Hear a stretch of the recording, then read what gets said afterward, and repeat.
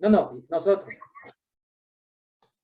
Pero yo Damos la también, bienvenida al doctor Edgar Patiño de la Universidad de los Andes, que va a presentar este trabajo muy interesante titulado ¿Es posible atravesar paredes sin destruirlas? Partículas atómicas y dispositivos de tunelamiento cuántico. Entonces le damos la bienvenida a Edgar con un aplauso y agradeciéndole esta participación. Muchas gracias, Edgar. gracias. Gracias, Boris. ¿Me escuchan bien? Sí, sí, sí. Ya. Voy a poner pantalla completa para que se vea bien la presentación. Me dices si se ve completo. Ahorita, ¿cómo ven ustedes? Está bastante bien. Excelente. ¿Pero se ve en grande o se ve en Sí, chiquito? no, no, en grande, está bien, ocupa la pantalla. Excelente. Completa. Ah, listo, perfecto. Bueno, muchas gracias, Boris, por invitarme a esta presentación. Para mí es especial que me den invitaciones de mi país de origen, son importantes porque pues ahí fui donde crecí, me formé hasta el pregrado, ¿no? Entonces, siempre, casi siempre, pues que yo pueda dar una de estas charlas, lo hago con gusto. Em, ¿Está tu hermano por ahí, Boris? ¿Petronio? ¿Dónde está? Sí, está este momentito en una reunión, pero ya se incorpora. Ah, bueno, le quería también saludar y agradecer por la invitación. Entonces, yo quiero hacer esta charla un poquito más interactiva. Voy a tratar de parar en algunos momentos para ver si está claras las ideas que estoy presentando. Y también, si quieren interrumpirme, lo pueden hacer en la mitad de la charla. Eh, entonces, eso por un lado, ¿no? Entonces, por otro lado, ¿cuánto tiempo tenemos, Boris? Yo vi que eran 2 horas, pero es bastante, ¿no? 2 horas. Sí, no, si te parece bien, puede ser una hora o no sé, para poder dar lugar a preguntas, comentarios o menos tiempo, como tú Ah, ya, estimes digamos que conveniente. es amplio para que no haya problemas. Listo, Sí, perfecto. exactamente. Bueno, entonces empezamos. El título de charla, pues, ¿es posible atravesar paredes sin destruirlas?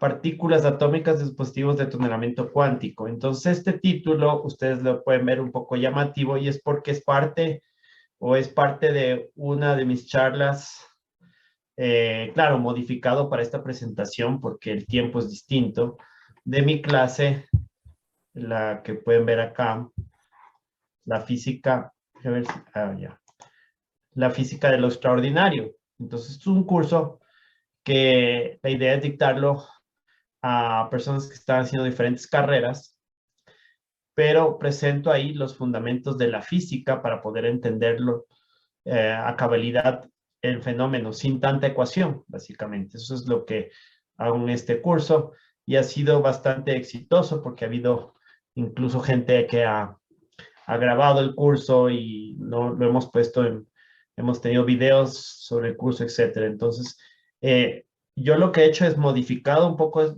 del curso para poder también incluir resultados de mis investigaciones acá en la Universidad de los Andes, ¿no?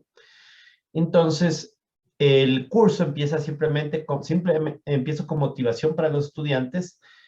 Hago la salvedad que todo lo que se presenta aquí es verdad, o sea, es científico. La idea es justamente separarnos de la pseudociencia y decir realmente lo que es científico, lo que ha sido probado, y cuando hay algún aspecto que es de naturaleza especulativa, pues lo digo, esto es especulativo y explico por qué y todo eso, pero normalmente el 90 y pico por ciento del curso es 100% probado en laboratorio, ¿no? Entonces, empiezo diciendo básicamente, estas son algunas fotografías de algunos superhéroes que ustedes todos conocen, el Ant-Man, Hombre Hormiga, The Wasp, The Ghost. Ellos son superhéroes que se han presentado, ustedes vemos en las películas, y empiezo preguntándome si alguno de estos poderes que ellos tienen son reales desde el punto de vista físico o qué tanta realidad tienen ya al momento de pasarlos a la práctica, ¿no? Como podemos ver acá, estos tres superhéroes que están acá, dos de ellos se hacen muy, muy pequeños. Entonces, al poder ser muy, muy pequeños, Ant-Man y The Wasp, también tenemos la situación en que ellos podrían hacer lo que se conoce como tunelamiento cuántico. En cambio está The Ghost, que es el antihéroe de estos dos héroes, el cual, según dicen los creadores de esta serie, puede atravesar materia e inclusive hacerse invisible, ¿no? Entonces, sigo preguntándome, ¿podrá ser esto posible de alguna manera con la física conocida hasta ahora? Aquí tenemos otros ejemplos, Flash y Kyrie Pryde, que son dos superhéroes que también se reportan en las historietas que pueden atravesar paredes, ¿no? Entonces es lo que voy a hablar fundamentalmente ya desde el punto de vista experimental de la física actual, qué se puede hacer en ese sentido. Los problemas que tenemos aquí para lograr o hablar de este fenómeno tunelamiento cuántico es fundamentalmente los siguientes. ¿Cómo se altera la probabilidad de tunelamiento cuántico? ¿De qué factores dependen esta probabilidad? Primer problema. Segundo, un término que es, para muchos será nuevo, que es la fricción cuántica o quantum friction, que como veremos es un tema que es todavía poco explorado, ¿no? Y tercero, tiempo de tunelamiento cuántico. ¿Cuánto se demora en realizar estos procesos de tunelamiento cuántico una partícula, ¿no? Pues bien, veamos, voy a poner aquí el resaltador para que quede listo. Entonces, ¿qué sería necesario para que algo atraviese algo? Ustedes aquí tienen un ejemplo de un haz de luz que puede atravesar objetos, como ustedes pueden ver acá. Entonces, esto sería un tunelamiento, ¿no? En este caso es tunelamiento de luz, porque voy de un extremo al otro sin inconveniente. Entonces, sabemos que la luz lo puede hacer sin problemas. La pregunta es, ¿puede la materia atravesar materia? Tenemos que hacer otras preguntas para poder responder esta pregunta en términos de materia. ¿Qué es en realidad la materia primero que nos rodea y de qué está hecha? Si no respondemos esas preguntas, pues no podemos avanzar en este tipo de posibilidad, ¿no? Entonces, partimos de lo siguiente. Si la luz, que es una onda, puede atravesar algunos materiales, ¿será posible que la materia se comporte como una onda? Esto ya sabe la física, ya tenemos bien claro, y ya tenemos experimentos y dispositivos reales que pueden hacer esto. Vamos a ver de qué se trata. Entonces, primero, antes de responder esto, voy a responder qué es la materia, de qué está hecho, etcétera.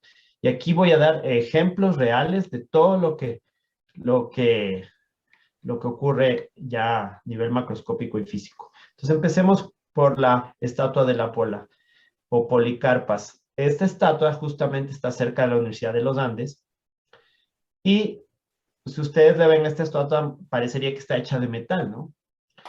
Pero si nosotros quisiéramos conocer de qué está hecha esta estatua, ¿qué tendríamos que hacer nosotros? O sea, partimos del hecho que no sabemos de qué está hecho. Lo primero es buscar microscopios para poder ver más cerca. Entonces voy y busco un microscopio óptico. Microscopio óptico me va a permitir ver en su superficie una fotografía, digamos, rugosa de este material. Entonces, hasta ahí podría decir, bueno, podría definir algunas características del material, pero no es suficiente. Entonces, un microscopio óptico de los típicos que tenemos en el colegio, pues no es suficiente para poder determinar con precisión de qué está hecho este material, ¿no?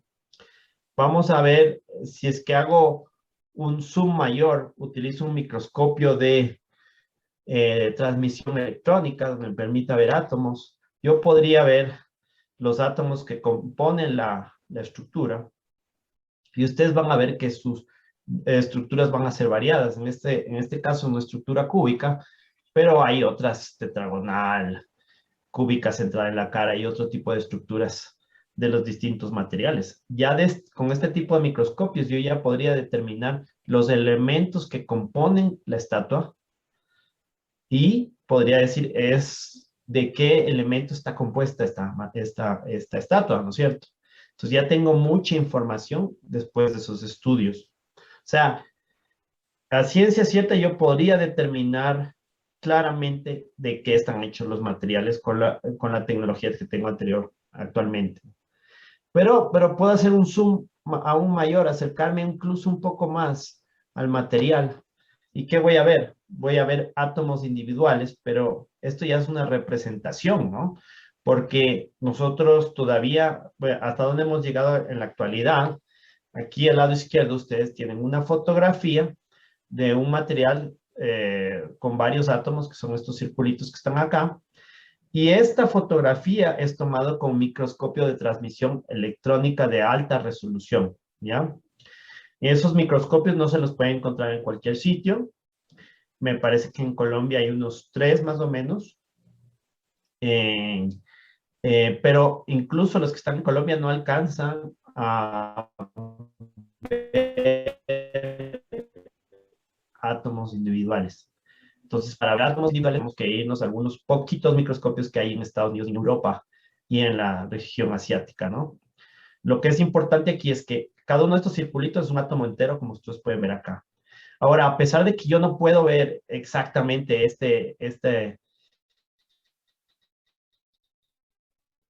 esta fotografía en la que veo electrones que están circundando alrededor de un núcleo atómico, sí puedo determinar con estos microscopios cuántos electrones hay aquí, cuántas cargas. Estas son cargas eléctricas, electrones con carga negativa que gira alrededor del núcleo, que aprendimos en el colegio. Pero puedo determinar exactamente cuántas están alrededor. Entonces, como yo puedo determinar el número exacto de cargas, puedo saber exactamente los elementos que lo componen este material. Entonces, realmente no solo estoy viendo estos circuitos que ustedes ven acá, sino puedo extraer información muy valiosa para determinar de qué está hecho el material, ¿ya? Otra cosa que es importante que únicamente se ha logrado en nuestra generación actual, Boris, Petronio, la mía, es básicamente muy cercanas las generaciones. Entonces, podemos decir que no es de los materiales. Esto no era posible en la generación anterior, ¿ya? Entonces, ese es el avance que ha tenido la microscopía a nivel mundial, ¿sí? Bueno, entonces, ya sabemos de qué están hechos los materiales. Están hechos de átomos, y esos átomos tienen cargas que giran alrededor del núcleo. Y dijimos también que hablamos, ¿se acuerdan de la luz? La luz, por el contrario, decimos que son ondas, ¿no es cierto? Entonces, la luz, sabíamos que son ondas electromagnéticas desde 1865, cuando James Clerk Maxwell propone su modelo teórico del electromagnetismo, ¿no? Aquí tenemos en este año tenemos un comportamiento ondulatorio de la luz como ondas, ¿ya? Entonces vemos que todo suena muy interesante, pero ocurre algo inesperado, algo que no estaba digamos, previsto por todos, y es lo que se conoce como el efecto fotoeléctrico. El efecto fotoeléctrico es interesante porque lanzamos luz contra un metal y este metal desprende cargas eléctricas o electrones, como ustedes pueden ver acá, ¿ya? Entonces, miren, acá estamos por primera vez hablando de lo que se conoce como la interacción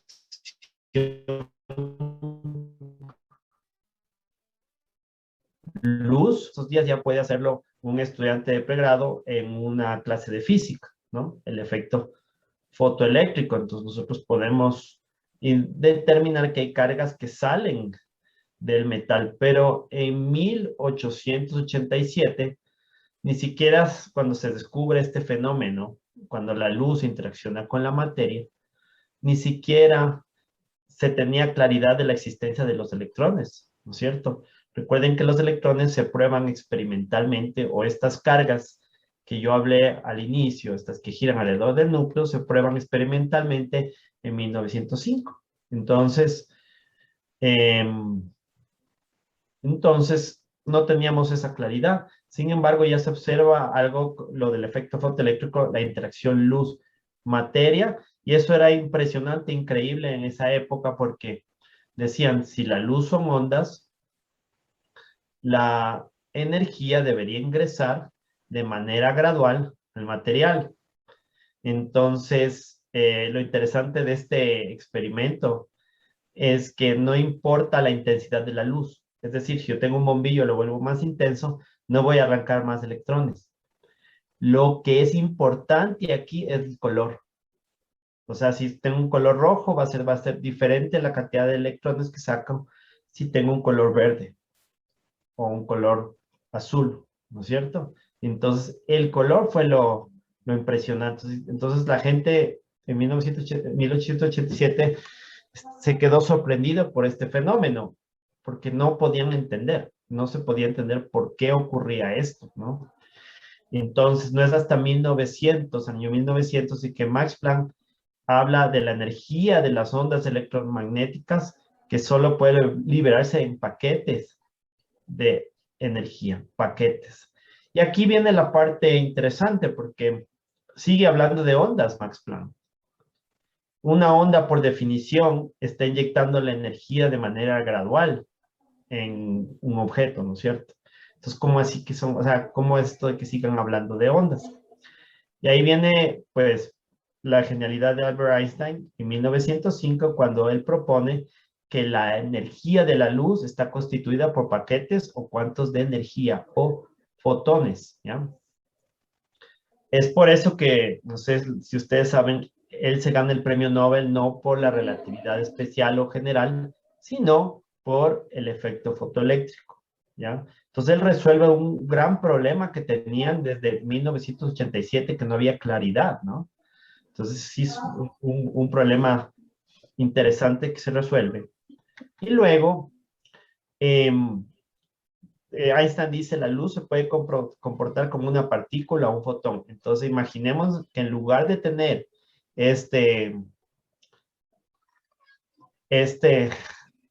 a ver, espérense, esta onda que incide, tengo una partícula.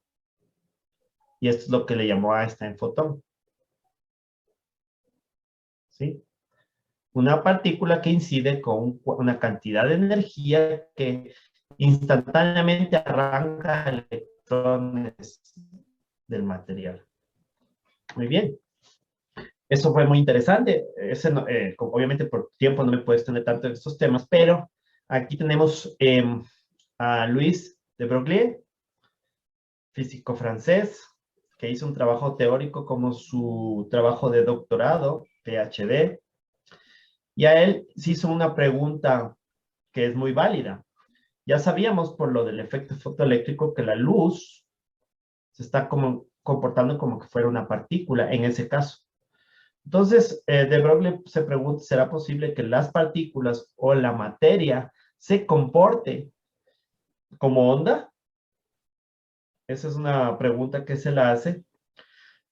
Y propone una ecuación, dice, sí, la materia se puede comportar como onda y obedece a esta ecuación que está acá, ¿ya? Entonces, esta ecuación que está acá, ustedes pueden ver, esta es la constante de Planck, ¿no? Entonces vamos a poner el highlight. Esta es la constante, es una constante.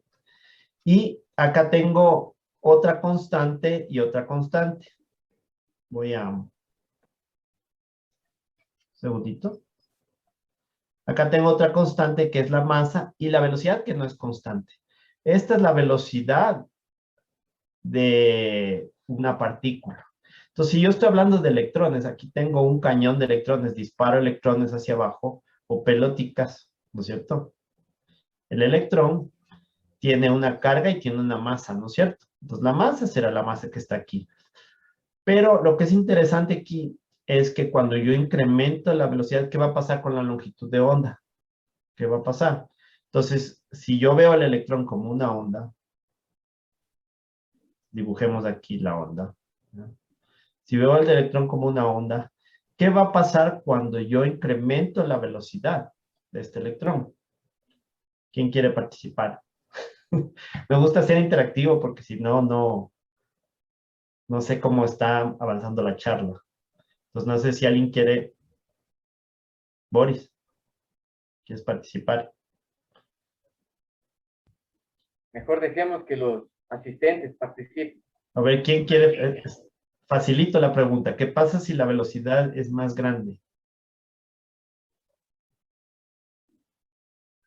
¿Alguien quiere participar con micrófono? Porque si no. ¿Qué pasa con la longitud de onda? Es la pregunta, ¿verdad? Sí, ¿qué pasa con la longitud de onda? Sí, ¿Se fíjense hace en la más pequeña? ecuación. Sí, ¿quién respondió? Giovanni. Sí, doctor. Ya, Giovanni respondió, sí, se vuelve más pequeño. Entonces, imagínense si yo puedo incrementar esta velocidad, pues la longitud de onda se vuelve más pequeño. Y algo que no les dicen en los libros, ni en las charlas, ni nada, que en efecto están haciendo el electrón más chiquito. ¿Ya? Entonces, como tener, entonces, claro, yo lanzo electrones en microscopio de transmisión, lanzo electrones que van, los acelero, ¿no? Y choca contra la muestra, ¿no es cierto? Pero al acelerarlos, incremento su velocidad y se hacen más pequeños. Al hacerse más pequeños, yo puedo ver cosas más chiquitas. Y por eso es que yo puedo ver los átomos de un material, ¿sí? Es por eso, por este pequeño detalle de que está aquí, ¿no? Entonces, claro, cuando de Broglie se imaginó esto, pues él no pensó en la cantidad de aplicaciones que esto tiene, pero tiene muchísimas aplicaciones, ¿no? Entonces, claro, ahí viene la pregunta. En ese tiempo apenas estaban descubriendo el electrón. Entonces dice, bueno, no, ya en 1927 ya lo habían descubierto, pero bueno, apenas empezaban a manipularlo. Y pues resulta que si yo incremento su velocidad, tengo una longitud de onda muchísimo más pequeña, ¿no? Entonces esto es bien poderoso. Sigamos con. Entonces la longitud de onda se reduce con el incremento de voltaje. Ah, ya, esto es importante, me olvidaba. ¿Cómo yo incremento la velocidad de un electrón? Pues pongo dos placas. Perdón, ahí un segundo. Voy a tratar de dibujar.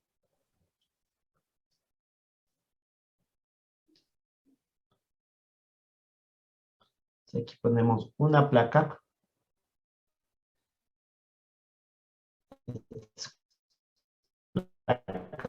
Pues, pongo dos placas metálicas y les conecto a la batería del carro. Trato de usar ese lenguaje para que sea más sencillo, ¿no?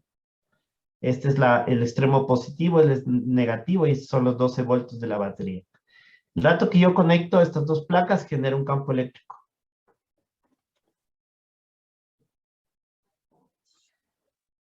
¿Ya? Y ese campo eléctrico, si yo pongo una carga o un electrón dentro de ese, va a acelerar esas cargas. ¿No es cierto? Entonces, si es que es un electrón, perdón, va a tener carga negativa, entonces va a acelerar hacia el lado izquierdo. Aquí tengo que corregir eso. Espérense. Ahí está. Más difícil dibujar con estos métodos. Pero entonces el electrón se va a acelerar hacia el lado izquierdo, ¿no es cierto?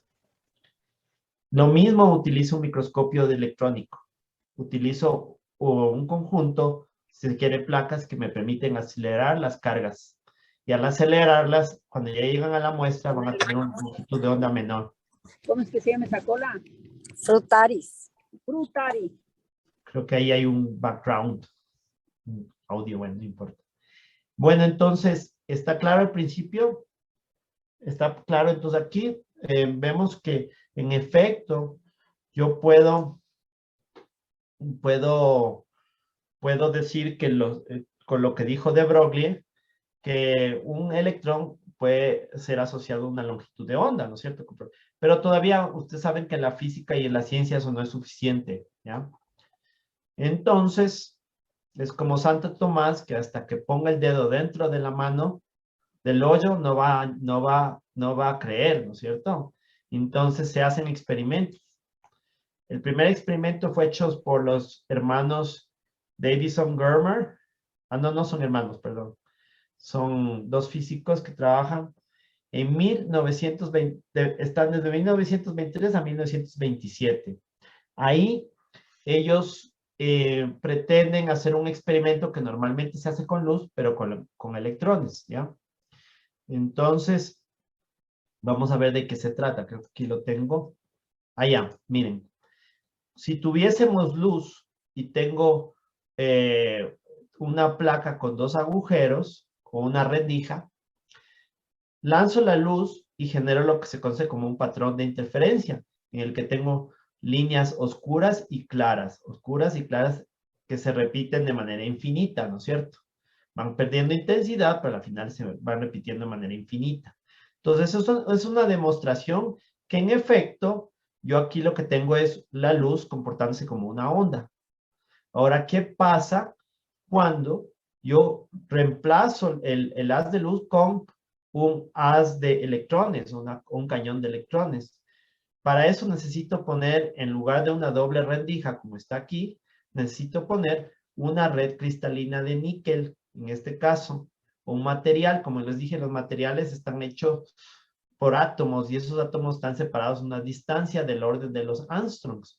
Entonces, esa distancia es fundamental para este experimento. En esa época, imagínense lo que significó hacer este experimento. Bueno, lanzan un haz de electrones, les mandan a través de esta red cristalina y observan un patrón de interferencia. Eso es increíble. Nadie, o sea, simplemente es increíble porque nadie pensaba así, estaban convencidos que el electrón se podría comportar como una onda, ¿ya? Entonces prueba que en efecto la materia a nivel subatómico se comporta como una onda.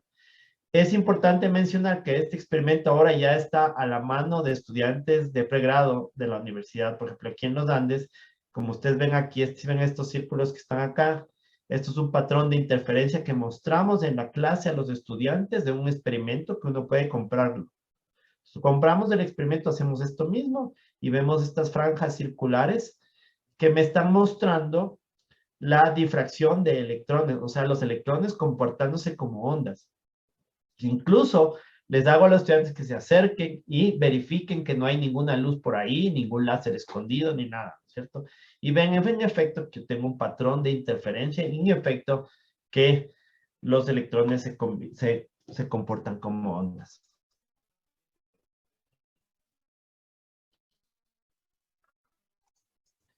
Entonces, si hubiera sido partículas, tengo una doble rendija, como está aquí, al momento de lanzar, yo solo vería dos franjas. Pero, ¿qué es lo que observo? Observo un número infinito de franjas que me está diciendo los electrones se comportan como ondas. Entonces, este entendimiento de la realidad es erróneo en este caso, ¿ya? Entonces, ¿qué pasó? Que de Broglie estaba contento, pues se había probado su hipótesis y finalmente, pues, está también contento porque le van a dar el premio Nobel. Los electrones se comportan como ondas. Muy bien, todo iba bien. Sin embargo, hay algo más, lo que se conoce como mecánica cuántica. Los que han estudiado esto, ustedes ya han visto el colapso de la función de onda. ¿Qué es el colapso de la función de onda? Esto también ocurre con luz, por cierto, ¿no? Es que si yo me pongo a observar, pongo un ojo aquí para observar por cuál de las rendijas pasan las cargas, los electrones, el momento que me pongo a observar esto, se comporta como partícula el electrón. Entonces ahí viene la dualidad onda-partícula de los electrones, de las cargas subatómicas, ¿ya? Entonces, importante, repito, si yo hago este mismo experimento o tratando de observar, pero ya no con electrones, sino con luz, con fotones, lanzo fotones de luz, uno a uno, voy a ver que también otra vez se va a comportar como partícula, ¿no? Entonces, este experimento ya ha sido también probado, reprobado, y también surge de el colapso de la función de onda, está relacionado con el principio de incertidumbre de Heisenberg. ¿Qué pasa? Ustedes saben que es la incertidumbre en la posición y el momento es mayor o igual que h sobre 2pi, donde h es la constante de Planck.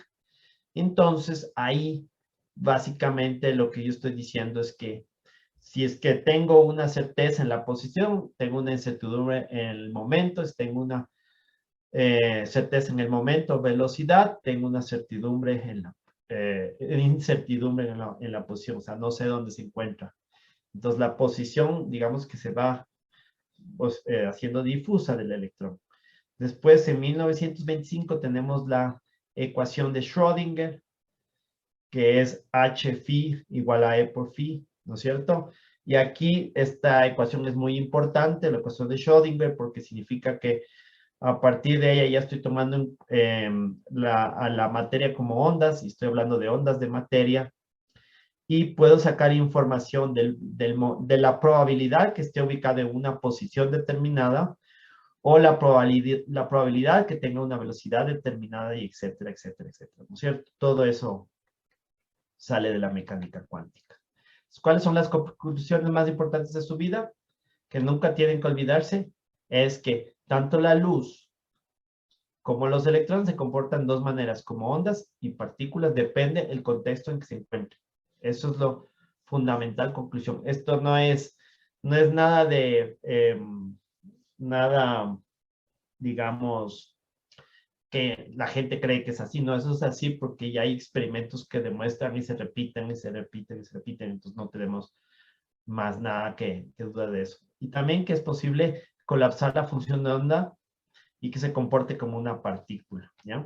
Entonces, con esta introducción un poco larga, pero necesaria, vamos a ahora sí hablar del tunelamiento cuántico, que fue lo que dijimos al inicio. Entonces, antes de hablar, hay preguntas de esto o comentarios, no del tunelamiento, sino lo que hablé hasta ahora.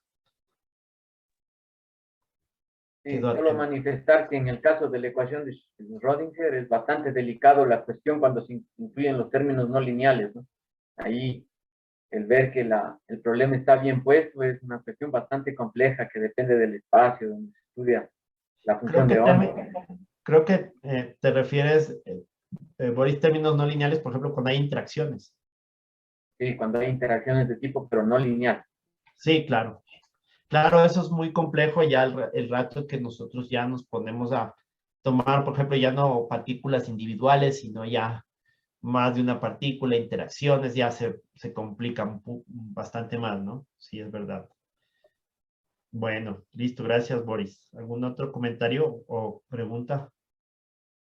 Voy a activar el chat para los que quieran. Bueno, no está activo, pero nos debería salir ahí. Yo no le veo aquí el chat, pero tal vez, Boris, si tú lo ves, me dices, hay una pregunta en el chat o lo que sea. Sí, sí, con mucho gusto. Listo. Bueno, entonces ahora sí, vamos a entrar en materia del tunelamiento cuántico. Entonces, esta segunda parte, yo soy experimentalista, pues quería abordar desde el punto de vista experimental, ¿no? ¿Cómo es esto del tunelamiento cuántico? Entonces, vamos a ver. ¿Qué vamos a ver durante esta parte de la charla? Vamos a hablar de una introducción y motivación al tunelamiento cuántico. ¿Por qué el tunelamiento cuántico es importante en la física de estado sólido y algunos trabajos preliminares? Descripción de algunos experimentos. Voy a hablar de la determinación del tiempo de tunelamiento, dwell time. Cuánto se demora la partícula en atravesar de un extremo a otro. La fricción cuántica, el tunelamiento y spin del electrón. Esto solo voy a mencionarlo, no voy a hablar mucho porque no hay tiempo. Y conclusiones. Ya, entonces, aquí vamos a ver, bueno, acá los resultados de algunos resultados que vamos a mirar de esta investigación. Pero lo que quiero que se centren es que vamos a ver el tiempo de tunelamiento y hay dos tipos de tiempos de tunelamiento. El que se llama dwell time, que es el tiempo en que una carga, un electrón se encuentra dentro de una barrera de potencial, ¿ya?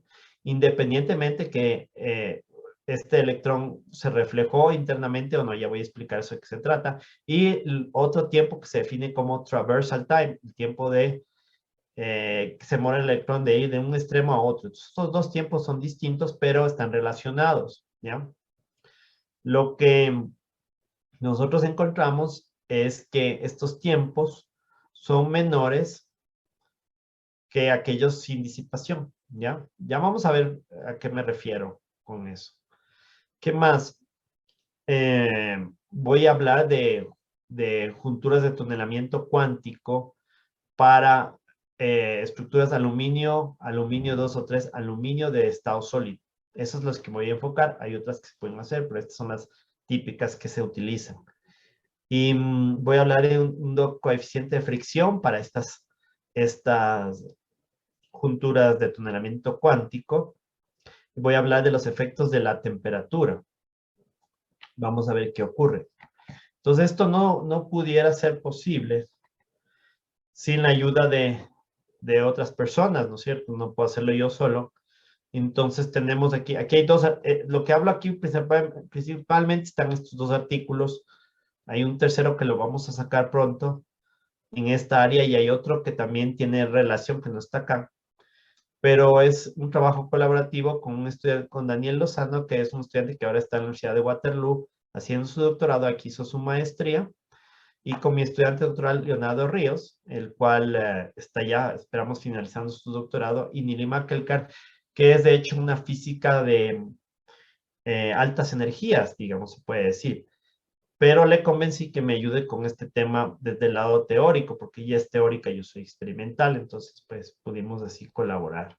Ya ustedes, los que hayan visto algunos cursos de esto, habrán visto qué es el tunelamiento cuántico y básicamente aquí en esta representación se explica bastante bien en que si yo tengo una montaña o una loma y yo quiero subir un bulto bastante pesado de un extremo al otro, en el mundo macroscópico yo tengo que pagar el precio de subir la montaña y luego bajar, ¿no es cierto? Para que pase.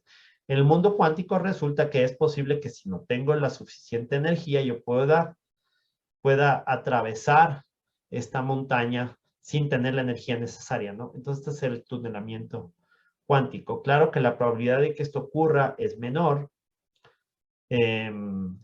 es menor, digamos. Entonces, vamos a ver, por ejemplo, si tenían a Juan Valdés y hay una montaña, en el mundo cuántico es probable, existe la probabilidad que él aparezca en el otro extremo, ¿no es cierto?, de la montaña, ¿no? Como es menos probabilidad, por eso le dibujé más pequeño, ¿ya? Entonces, por decirles que tienen 100 electrones, 100 cargas que inciden, pues habrá menos cantidad. Pero bueno, ya voy a hablar de ese tema. ¿Cómo es esto posible desde el punto de vista cuántico? Entonces, ahí estoy hablando de la parte de por qué es importante que la materia se comporte como onda, porque una onda sí puede hacer esto, ¿no? Como ustedes pueden ver acá. Una onda puede transmitirse a pesar de tener un obstáculo, ¿ya? Pero ¿qué pasa si es que yo hablo en términos de la coeficiente de transmisión, que se llama en física? Coeficiente de transmisión es la probabilidad de transmisión de una onda de materia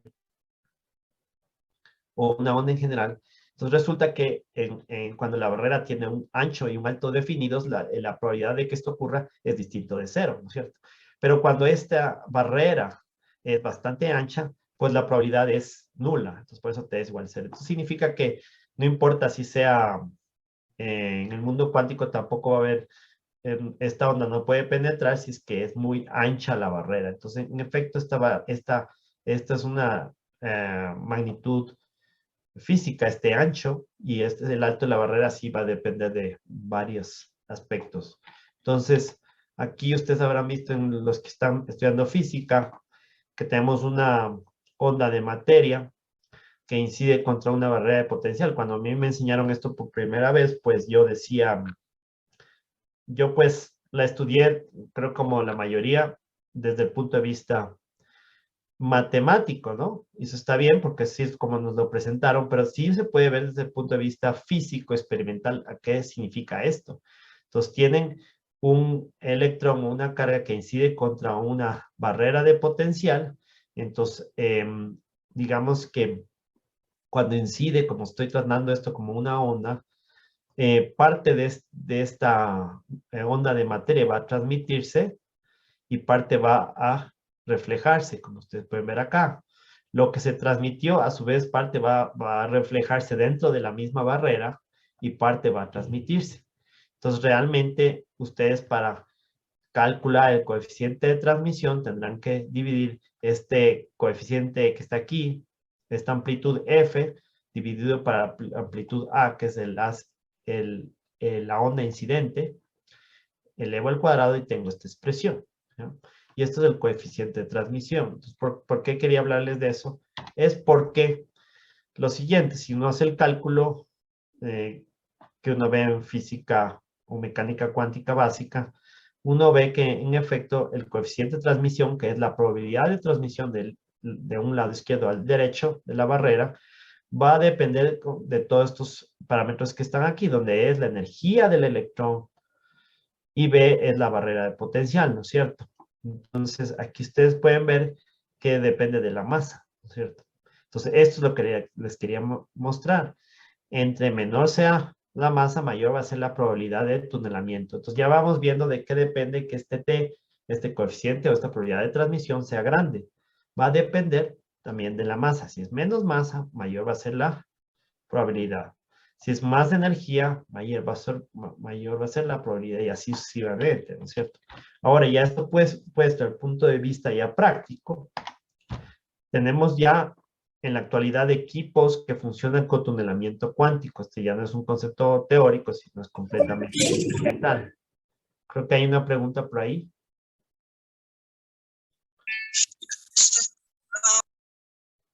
¿Alguien va a hacer una pregunta? No me pareció. Bueno.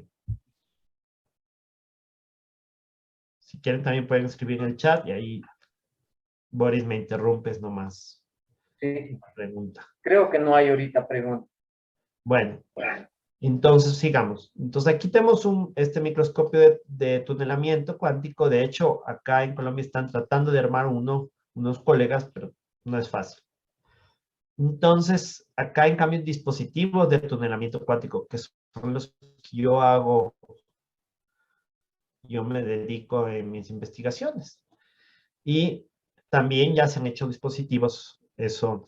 Y también, no tan lejano, en el 2012 se habló de un dispositivo de tunelamiento con una hoja de grafeno. Ustedes habrán escuchado el grafeno, es un material dos-dimensional, 2 dimensiones, el cual obviamente por ser 2 dimensional es muy delgado, pero pues digamos que es bastante fuerte y robusto, ¿no? Entonces se puede tunelar partículas de un extremo a otro mediante tunelamiento cuántico. Entonces, este tipo de dispositivos ya les voy a mostrar. También yo tengo este trabajo teórico es sobre tunelamiento de pares de Cooper. Yo lo hice relativamente reciente, en el cual hablamos del tunelamiento de pares de electrones. Entonces, en lugar de tener un solo electrón, tengo un par de electrón dentro de un supermaterial superconductor, ¿no? Entonces, esto ya, digamos, el tunelamiento se conocía, pero lo que sucede es que antes decíamos, bueno, para que haya tunelamiento de pares de electrones o pares de Cooper en un superconductor, tengo que romper este par, romperlo en dos, espérense un rato. Entonces, rompo el par de electrón, me queda aquí un electrón por acá, otro por acá, ¿no es cierto? Otro por acá si quieren. Y separadamente hacen tunelamiento cuántico, ¿no es cierto? Y atraviesan la barrera. Y luego acá se vuelven a juntar y se unen. Entonces, en este trabajo teórico, yo exploré la posibilidad que el tunelamiento sea un conjunto de dos partículas, es decir, un par de electrones junto pasa al otro lado. Entonces, nuestros cálculos nos dieron que sí era posible, si la probabilidad estaba ahí, y dimos las condiciones para que esto sea observado experimentalmente, o yo mismo puedo intentar hacerlo, ¿no? No es fácil, es poco difícil, pero bueno, también se habla de esto. Entonces, por eso la razón de este trabajo es porque antes no se pensaba que no podías, tenías que romper el par para poder hacer el tunelamiento, y no, yo digo, no, puede haber otro tipo de tunelamiento en el que sí estas dos partículas pasan como un todo al otro extremo, ¿ya? Pero bueno, volviendo a la parte experimental, ¿cómo fabrico una barrera sencilla de tunelamiento cuántico? La más simple que existe. Entonces, la más simple que existe es, yo pongo un material, un metal, le oxido con un plasma de oxígeno en la superficie y cambia de calor. Eso significa que una pequeña capita de este material se vuelve aislante y el resto sigue siendo metal, ¿ya? Y luego pongo otro metal. Entonces, en este tipo de junturas túnel sencillas tenemos que metal, aislante, metal, ahí, ¿no es cierto? Tenemos una tricapa de un material. Y esto me generaría lo que se conoce como una barrera de tunelamiento. Entonces, fácil decirlo, pero es más difícil hacerlo. Hay una serie de complicaciones que existen en fabricar este tipo de junturas túnel a nivel experimental. Voy a también hablar de una investigación que hicimos acá.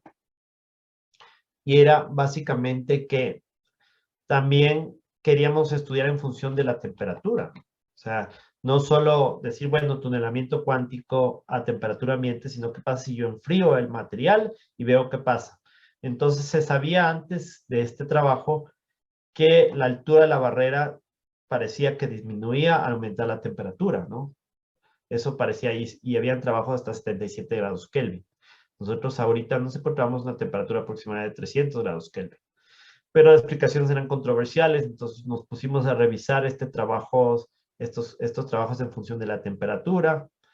También habían otras preguntas que no me voy a meter por cuestiones de tiempo, pero habían algunas cosas que no se entendían bien de estas junturas túnel, ¿ya? ¿Cuáles son las conclusiones? Que en efecto, cuando yo enfrío el material, la altura de la barrera se incrementa. Entonces, obviamente, al incrementar la altura de la barrera, la probabilidad de transmisión de tunelamiento va a cambiar, ¿no es cierto? Ya voy a volver a esto, pero lo que les quería contar es, aquí está una foto de, yo estoy en el laboratorio, este equipo que ustedes pueden ver acá, es con el que hacíamos los dispositivos de tunelamiento cuántico. Aquí ustedes pueden ver un dispositivo como es en la realidad. Tenemos varias capas, no es la simple capa que les mostré, sino ya se requieren estas capas porque aquí tengo el metal, aquí tengo el material aislante, que son únicamente 2 nanómetros de espesor. Y tengo acá el otro metal y tengo una separación de óxido de silicio para que no hagan un corte eléctrico entre estos dos extremos. Entonces, vemos que en el centro va a haber una región de más o menos 375 o sea, un cuadrado. Voy a ver si lo puedo dibujar acá.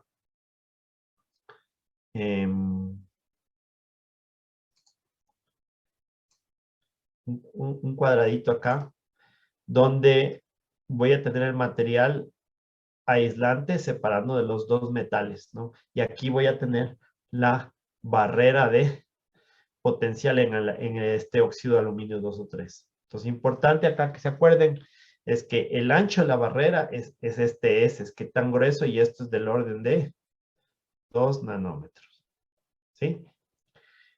Y el alto de la barrera, eso no es el alto de la barrera es qué tan aislante es este material. Entonces, eso ya depende del material en sí. Existen maneras de alterar este alto de la barrera, como es lo que estamos investigando nosotros ahorita en el laboratorio, en este momento, literal, ¿no? Entonces, ya puedo hablar al final de eso si desean. Entonces, acá es cómo hacemos las medidas ya en función. Aquí tenemos una juntura túnel un poco más compleja, tiene una forma de U. De hecho, cuando estaba yo en Ecuador ayudando con este tema de Yachay, logramos un poco en un viaje corto que hice, fabricamos uno de estos allá. Logramos hacer una fabricación de esto. Entonces ya se puede decir que en Ecuador ya se pudo hacer una juntura túnel. No hay nada reportado porque eso era un experimento para ver si se podía con lo que teníamos allá. Y acá, en este crióstato, hacemos medidas en función de la temperatura. Y acá podemos ver que este crióstato llega a medidas de 5 Kelvin, los cuales bastante bajas temperaturas. ¿Cuáles serían los resultados? Aquí ustedes pueden ver. Tenemos que si no fuera juntura túnel, ¿qué pasa? Aplico un voltaje para afectar, para generar un campo eléctrico y hacer que este electrón pase en un extremo a otro. Entonces, ¿qué obtendría? Obtendría una línea recta y de hecho a veces pasa. Pero cuando tienes una juntura túnel bien realizada, vas a tener estas líneas curvas. Entonces, esta sería la huella digital de que tienes tunelamiento cuántico. Aquí hay una cosa que la gente tal vez no habla al respecto, pero acá en esta curva lo que estoy haciendo es aplicando voltaje entre los dos electrodos. Entonces aquí tengo por ejemplo, la cruz de la que les hablé. Entonces acá yo pongo una fuente de voltaje. Es más difícil lo que yo digo, pero más o menos así es. Y acá medimos la corriente con un amperímetro que puede medir corrientes muy bajas. Entonces, aplico un voltaje, mido la corriente. Entonces, esta corriente que está acá, que es lo que estoy midiendo, realmente lo que yo estoy midiendo acá, si ustedes se pueden ver, es la velocidad de los electrones o de las cargas, ¿sí?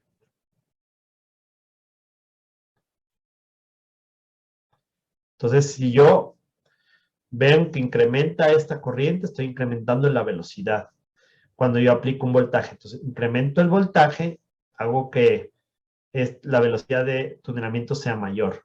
Entonces, esto me da una medida de la velocidad.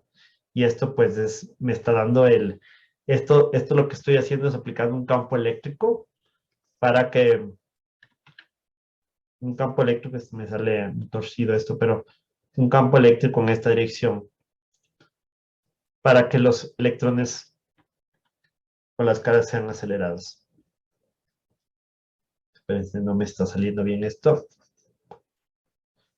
Entonces, si son cargas negativas, entonces esto es negativo, entonces realmente el campo es en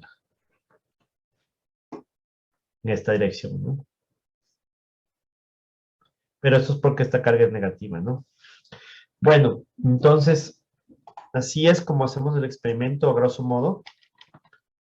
¿Y qué tan bueno es el experimento? Entonces, existe un ajuste teórico antiguo ya de un paper famoso de Simons de 1963. Entonces, uno puede ajustar a la formulación teórica, que es mecánica cuántica esencialmente, y vemos el ajuste teórico y el ajuste experimental. Ahí ustedes ven que la ciencia sí funciona, sí existen experimentos en que el ajuste es muy, muy bueno. Lo que pasa es que existen muy pocos experimentos capaces de hacer eso, y este es uno de esos. Si ustedes ven los datos de experimentos de altas energías son muy ruidosos, es porque el control experimental todavía no es suficientemente bueno. Pero en este caso ya el control es bastante bueno y lo importante es que yo aquí puedo sacar el alto de la barrera, que es phi 0, y el ancho de la barrera. Entonces aquí ustedes pueden ver aquí en el gráfico, alto, phi 0, y ese ancho de la barrera, ¿ya? Y entonces cuando hacemos esto, hay una cosa importante. El ancho de la barrera se mantiene cuando yo cambio la temperatura, si yo varío la temperatura, el ancho se mantiene más o menos 19 a 20 angstroms, 20.8 angstroms que está aquí, ¿ya? Pero el alto de la barrera sí cambia. Y cambia un poquito. Cuando yo enfrío, acá pongo temperatura, aquí pongo el alto de la barrera, veo que se incrementa un poco la altura de la barrera, ¿no? Eso tiene una explicación, ya voy a ver, vamos a ver qué es. Pero puedo controlar con temperatura un poquito el alto de la barrera. ¿Qué más? Otros aspectos que son importantes. Este es un gráfico del coeficiente de transmisión del libro, pero básicamente me está diciendo, esto es la energía del electrón o de la carga incidente. Entonces, que la energía se incrementa, ¿qué pasa con el coeficiente de transmisión o la probabilidad de transmisión de este electrón? Entonces, me está diciendo que estas tres curvas distintas, que entre más grueso es, aquí dice 3 times thick barrier, más grueso es, menor es la probabilidad de transmisión. Entonces, si le hacen más grueso, claro, cae la probabilidad de transmisión. Y también, entonces básicamente esto me está diciendo si es muy grueso, pues cae la probabilidad. Eso ya habíamos visto. ¿Qué otra cosa? ¿Cómo yo sé que el experimento es correcto? Entonces, ¿qué hacemos? No voy a entrar en detalles, pero resulta que dentro del material, el óxido que tengo ahí, el aluminio 2 o 3, tengo unos osciladores que se pueden ver, como pueden ver aquí, unos osciladores. Estos osciladores son átomos que están vibrando en su interior y que deberían interactuar, ¿no es cierto?, con los electrones que están atravesando, ¿ya? Entonces, yo puedo extraer de la teoría, con los valores experimentales, podría extraer la frecuencia de estos osciladores. Estos osciladores están vibrando de esta manera y va a depender de su frecuencia, ¿no es cierto?, de diferente manera, dependiendo del material. Entonces, yo puedo extraer esos valores. Entonces, primero se puede hacer unos experimentos distintos, por ejemplo, de calor específico. Esos experimentos son con los resultados porque están en los papers y sale que el valor promedio de la frecuencia de vibración de estos osciladores que están dentro de la barrera es 2 por 10 a la 13 segundos a la menos 1. Entonces, hago lo mismo pero con mi experimento. Y me sale un valor muy cercano. Es más, yo creo que este es más exacto que este. Porque este, al ser un experimento más directo, pues es más complicado. Este es un poquito más indirecto y me da de mis experimentos estos valores. Entonces digo, listo, está correcto. Los experimentos están correctos, la juntura túnel está funcionando y yo puedo seguir adelante, ¿no es cierto? Hay en aplicaciones importantes, ya les dije, microscopios de tunelamiento cuántico y muy pronto computadores cuánticos con dispositivos de tunelamiento. Eso es importante mencionar. Los computadores cuánticos, para los estudiantes que están ahí, es una cosa que ya le tenemos a la vuelta de la esquina. Entonces ya existen unas pocas empresas, me parece más o menos unas 4 o 5. Yo conozco gente que está trabajando en eso, que ya fabrica computadores cuánticos, no con dispositivos de tunelamiento, pero con otras técnicas, con materiales superconductores, por ejemplo. Bueno, ahí también hay tunelamiento, de hecho. Entonces sí, podemos decir que también dispositivos de tunelamiento cuántico, pero a muy bajas temperaturas, ¿ya? Estas empresas, ustedes dicen, pero ¿para qué fabrican esos? Google tiene un computador cuántico, no sé si habrán escuchado. ¿Para qué hacen eso? Resulta que ya hay universidades grandes que se interesan en comprar computadores cuánticos o militares que también quieren tener eso a su disposición. Entonces, ya hay empresas que los construyen, cuesta un montón de dinero un computador cuántico, pero ya, y no es un computador como el que nos imaginamos nosotros ahora, ¿no? Que es un montón no, es algunos pocos bits, pero con esos pocos bits ya tengo un montón de capacidad de hacer cosas que no puedo con los computadores digitales, ¿no? Entonces, los computadores cuánticos es un tema que ya se nos viene. O sea, ahorita ya hay mucho dinero para investigar este tema y mejorarlos para que puedan funcionar, por ejemplo, a temperatura ambiente. Eso todavía no se ha logrado. Eso es lo que me refiero de por qué estudiar el tunelamiento cuántico, es porque la idea es poder utilizarlo ya para dispositivos a temperatura ambiente, ¿no? Entonces ya había hablado de esto. Aquí había hablado de contunelamiento que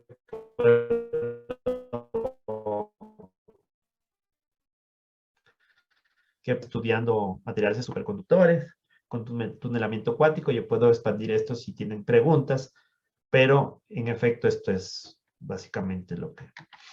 Bueno, conclusiones. Es posible que partículas subatómicas, como por ejemplo electrones, atraviesen paredes de tamaño nanoscópico. Ya les mostré las curvas experimentales.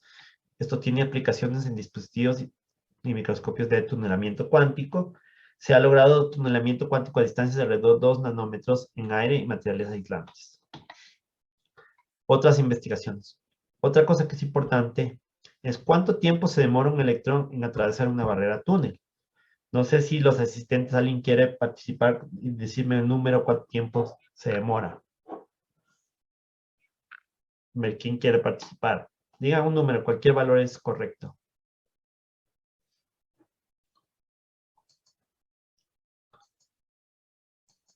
Cuando estoy en clase yo llamo así así ver los nombres y les pregunto. pero si quieren participen nomás ustedes voluntariamente. A ver, Boris. El único que conozco. No, ¿Cuánto tiempo, Boris? no sé. Ni idea. Pero tú cuando te mostraron esto en la Politécnica, los profesores te hablaron de tunelamiento cuántico, porque seguro, bueno, un poquito, ¿no? Pero algo hablaron. ¿Qué pensaste? En aquella época, no sé, parecía un poco así como todavía ficción, ¿no? Sí, y yo te digo lo que yo sí pensé. Yo dije, es instantáneo. O sea, el electrón pasa de un lado al otro instantáneamente, o sea, cero tiempo, ¿ya? Algo así como el enredamiento cuántico, que ese sí es instantáneo, diciendo que el enredamiento cuántico es tú tienes una partícula acá, tienes otra acá, con un spin distinto, ¿no? Se gira la otra también se gira, entonces sí es Instantáneo. instantáneo, ¿ya? O parecería, no digo, es que medir eso, imagínate. Pero en tunelamiento cuántico, pues, fue una pregunta que nos hicimos con la profesora Nilima Kelkar. ¿Cuánto tiempo se demora? Entonces nos pusimos a buscar la literatura porque habían otros que se habían hecho la misma pregunta. Y, ¿qué necesitamos para hacer ese tunelamiento cuántico? Necesitamos conocer el ancho de la barrera y la altura de la barrera, ¿ya? Los dos. Esto yo podía extraer del experimento que les mostré. Entonces, nosotros dijimos, bueno, dado que las frecuencias que les mostré, las frecuencias fonónicas son correctas, entonces sabemos que los anchos de la barrera S y alto phi 0 son correctos. Entonces decimos, esos son correctos porque las frecuencias son correctas. Nos coincidían con otros experimentos. Entonces, vimos la literatura y vemos que había un paper en el 2012, otro en el 2001 y acá este en el 2008. Y ustedes dicen, pero ¿cómo? O sea, no se ponen de acuerdo las personas. Lo que pasa es que medir tunelamiento cuántico es muy difícil porque son tiempos muy cortos, ¿ya? Entonces, al ser muy cortos, es difícil hacer ese experimento.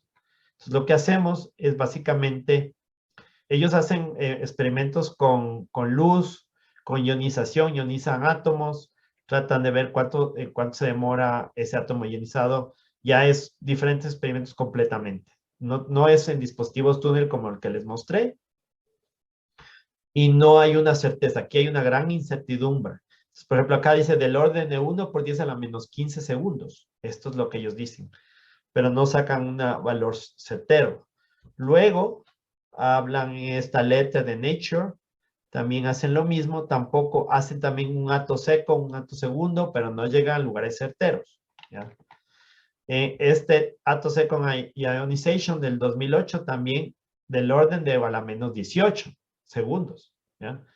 Entonces, lo que sucede es que no existe equipamiento actualmente. Nosotros podemos medir actualmente nanosegundos, pero a la menos 8, a menos 18 no se puede medir directamente. Entonces, un experimento directo no se puede hacer con la tecnología actual, pero sí indirectamente. Entonces, nosotros hicimos experimentos en la juntura túnel que les mostré, que está ahí, y hacemos lo siguiente, decimos, bueno, tenemos de la teoría que el tiempo de tunelamiento hay varios tiempos, pero el primero hay uno que se llama dwell time o tiempo de habitabilidad en español, potencial, viene la carga, entra.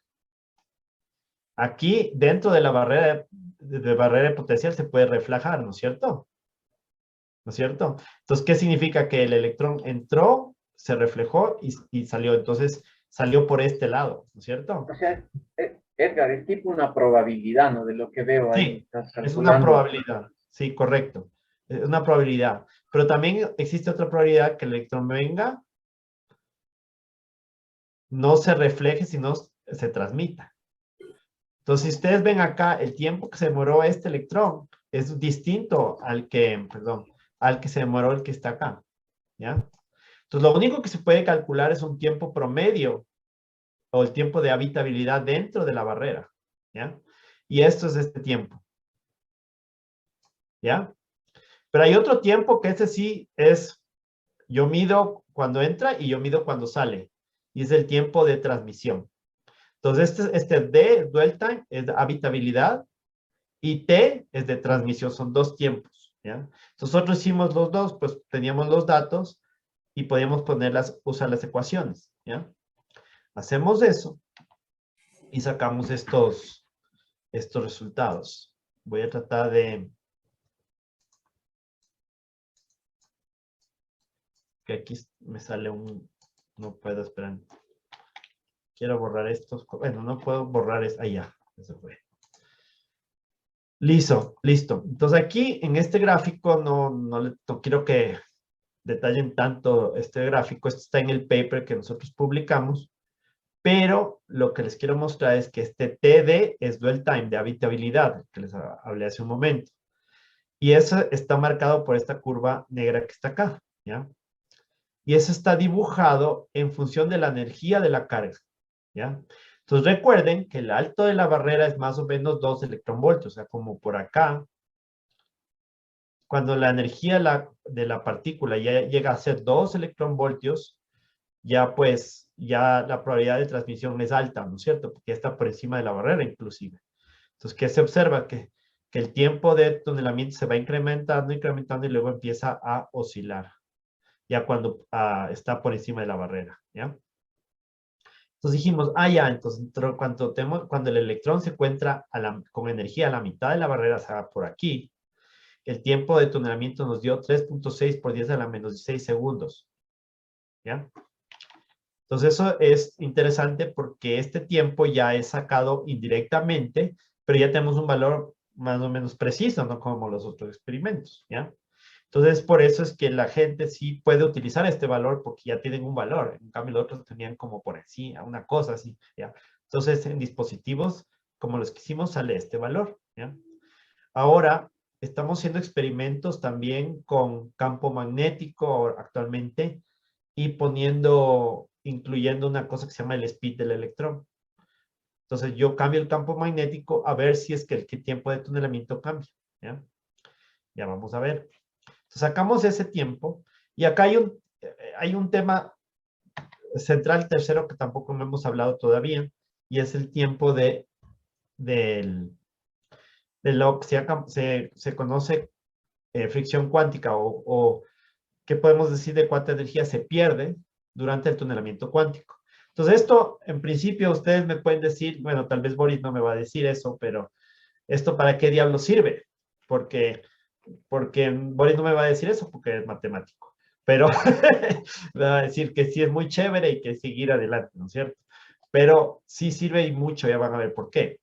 Esta fotografía que ustedes ven acá es un conjunto de junturas túnel, todas muertas. Es decir que todas funcionaron un tiempo y luego dejaron de funcionar. Entonces es como si ustedes tuvieran su celular, lo compran y luego a los 3 días ya no les funciona, ¿ya? Entonces, ¿qué pasa? Estos dispositivos, cuando hacen tunelamiento cuántico, disipan energía y no es poquito porque es suficiente para destruir esta barrera de 2 nanómetros. Entonces, en efecto, la justificación que yo tenía ya personal mía era, bueno, yo quiero tener un dispositivo de tunelamiento cuántico que me dure. O sea, que no es que estemos ahí, usamos un par de días y se daña y no vuelve a funcionar, ¿ya? Entonces, eso ocurre porque cuando hago tunelamiento cuántico, los electrones pasan a través de esta barrera túnel. ¿Con qué interactúan? No es claro, pero pasan por ahí, ¿ya? Y interactúan con la barrera y calientan al material y lo destruyen, ¿ya? Como que fuera un bombillo. Entonces, yo dije, no, pues tenemos que hacer, hay dificultades. Uno es que se genera este daño de junturas y mi estudiante puso todas estas junturas que se habían dañado. Y hay que recordar que cada una de esas junturas, ya cuando el sistema está óptimo para funcionar, lo que el sistema vacío que les mostré y todo, cada una de estas puede ser 1 o 2 días de trabajo. Entonces multipliquen el número de días que le tomó a mi estudiante hacer esto. O sea, sí es bastante, ¿no es cierto? Entonces sí sería bueno tener una juntura túnel que dure más tiempo, o sea, que no se dañe tanto. Entonces, por eso fue que me interesé yo en la energía que se pierde durante el tunelamiento cuántico. Entonces ahí vi que uno de los problemas es que esto se calienta porque los electrones están pasando y lo que hay que hacer es reducir el tiempo de calentamiento del material, o sea, de alguna manera reducirlo. Entonces esta fue, antes de mostrarles la solución al problema, les voy a mostrar lo que pasa. O sea, acá tenemos resultados, tenemos la corriente, o sea, la velocidad de los electrones, tenemos aquí el voltaje que yo estoy aplicando. ¿Y qué sucede cuando yo incremento el voltaje? Es decir, le estoy incrementando su energía cinética más. Y llega un rato que llega cerca de la altura de la barrera. Cuando llega a la altura de la barrera, es decir, que el electrón ya está. Voy a hacerlo. Ah, no, espérense, voy a cambiar el.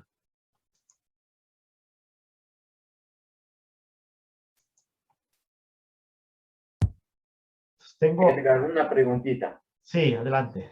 Durante el proceso de tunelamiento, la disipación de energía, ahí veo la parte del calor. ¿Cómo le calculan? O sea, Es que ahí está la dificultad. Ya voy a explicar. Entonces, acá tengo el electrón cuando tiene energía por debajo de la barrera, pues hace el tunelamiento normal. Pero cuando incremento la energía del electrón, también sigue haciendo tunelamiento, ¿cierto? Pero cuando ya estoy cerca de la altura, la disipación de energía es grandísima. Entonces acá tú ves que cuando ya llegó al electrón ya no hace tunelamiento. Aquí ya se calienta y ¡pac! Se daña. Entonces, en efecto, vimos que cuando llego al voltaje del orden de la altura de la barrera de potencial, porque esto es 2 electronvoltios, entonces ¡pac! Se destruye. Esto es la muerte del túnel, de la juntura túnel. Se daña y ya se vuelve una línea recta.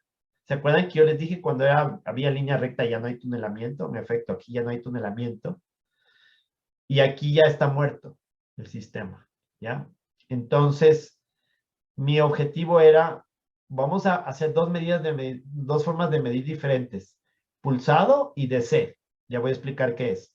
Pero el pulsado tiene ya cuando muere con genera un valor menor de, si se quiere, de disipación.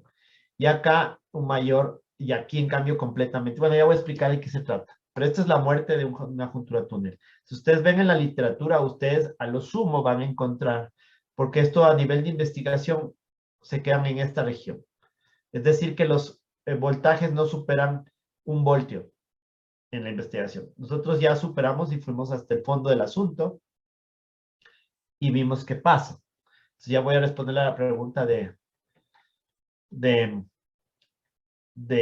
Boris, pero antes vamos a explicar cómo es que resolví el problema.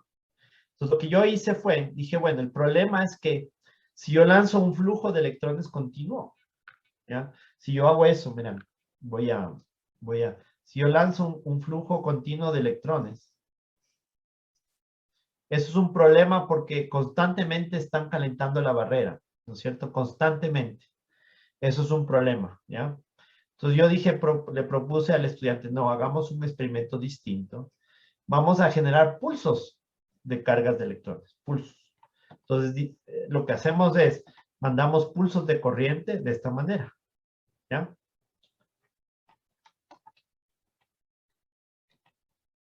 Pulsos, ¿ya? Entonces la idea es, yo lanzo los pulsos y únicamente cuando estoy en el pulso, cuando estoy aquí, mido. Entonces son pulsos de 20 milisegundos. 20 milisegundos. Entonces, en este espacio de 20 milisegundos, yo tengo el tiempo que yo puedo medir. Recuerden, puede ser, en este caso, como son pulsos, yo lanzo un pulso de corriente y mido el voltaje. Pero solo tengo 20 milisegundos para hacer eso, ¿no? Entonces, mando corriente, mido voltaje. Y hago eso. Y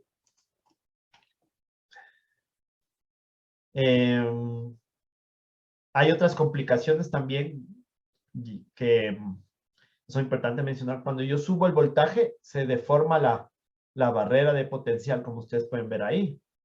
Ya no es una línea recta, sino tiene esta forma de trapezoide.